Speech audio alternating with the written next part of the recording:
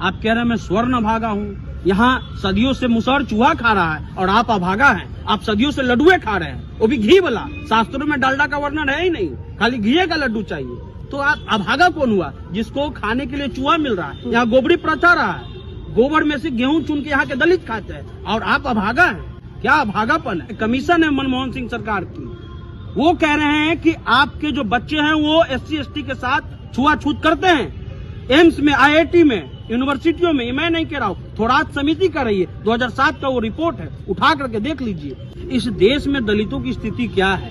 लोग जो है नाले में सफाई करते वक्त मर जा रहे हैं। आप कह रहे हैं आप अभागा है। वो अभागा है, वो अभागा है कि उसकी जान चली गई। और आप कह रहे हैं कि हम अभागा हैं।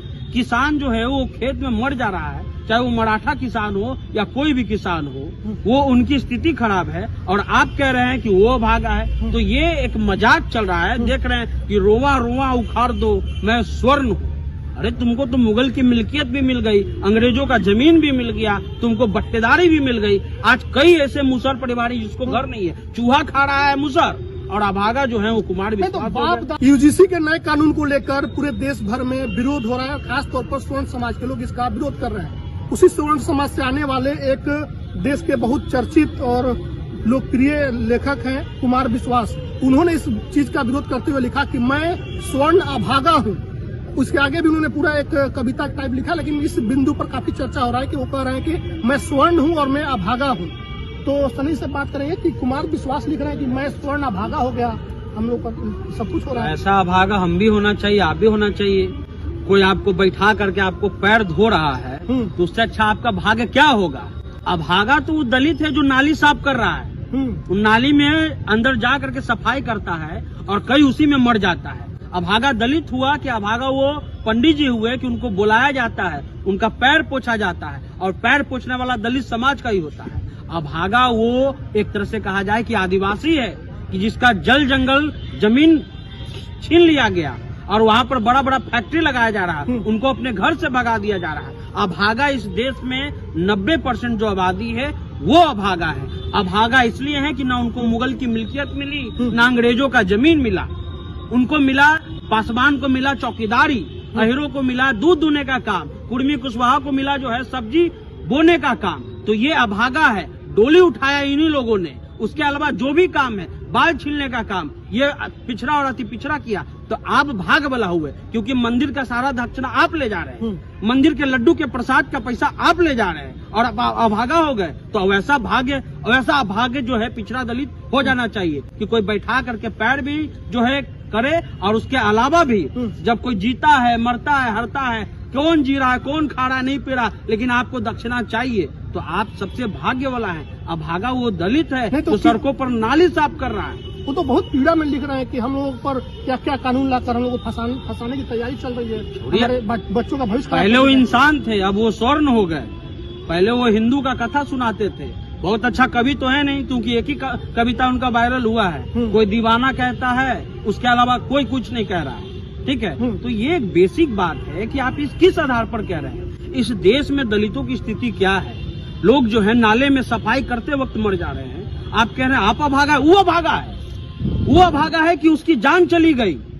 और आप कह रहे हैं कि हम अभागा हैं। किसान जो है वो खेत में मर जा रहा है, चाहे वो मराठा किसान हो या कोई भी किसान हो, वो उनकी स्थिति खराब है और आप कह रहे हैं कि वो अभागा है। तो ये एक मजाक चल रहा है। देख रहे हैं कि रोवा रोवा उखाड़ दो मैं स्वर्ण हूँ।